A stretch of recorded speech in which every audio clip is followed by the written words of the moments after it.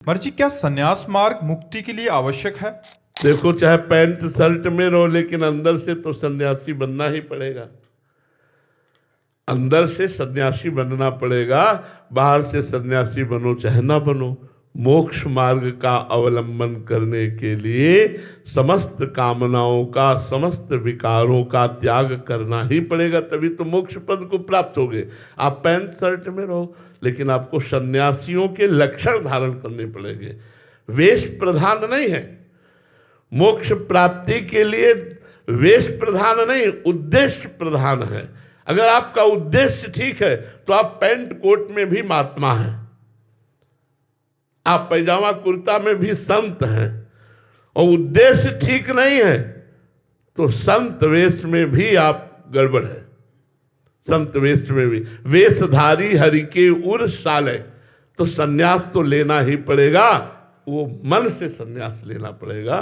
तन को भले सन्यासी न बनाओ, तन को पैंट शर्ट जैकेट ऐसे रखो, लेकिन मन को वैरागी बना दो, मन को सन्यासी बना दो। ये तो बनाना ही पड़ेगा, बिना इसके बनाए मोक्ष सुख नहीं प्राप्त होगा।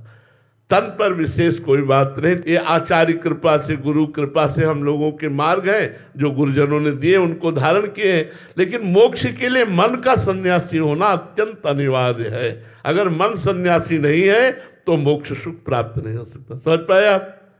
तन का चाहे जहां रखो, किसान बना के रखो, नौकरी में रखो, व्यापार में रखो, काले कपड़े पहनो, पीले पहनो, नीले पहनो, लाल पहनो, ये हम लोगों के आचार्य परंपरा के मिले हुए हैं, गुरुजनों के द्वारा दिए हुए वस्त्र हैं। हम कोई मनमानी नहीं पहने, ये जैसे अपने लोग पहने, अपने आचार्य और गुरुजनों के द्वारा दिए हुए पहने।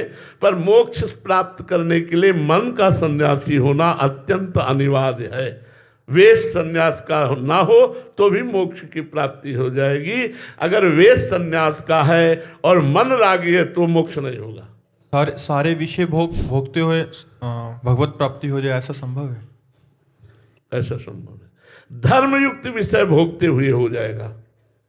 धर्मयुक्त, शास्त्र की आज्ञा का पालन करते हुए धर्मयुक्त विषय भोगते हुए भगवत प्राप्ति हो जाएगी। जैसे गृहस्थी में है, पहली बात जो धन है उसमें प्रधानता धर्म की होनी चाहिए।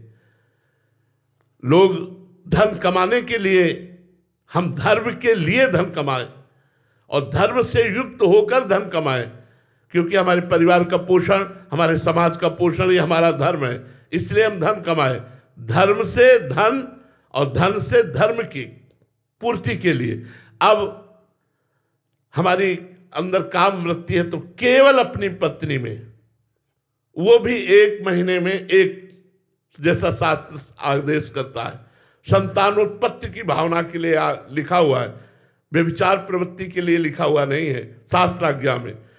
और अपने पूरे परिवार को भगवान का स्वरूप समझते हुए संपूर्ण आचरण कृष्णार्पणम मस्तु करते हुए, नाम जप करते हुए, यदि गृहस्थी में उचित धर्म में नियम पूर्वक विषयों का सेवन किया जाए तो भगवत प्राप्ति हो जाएगी।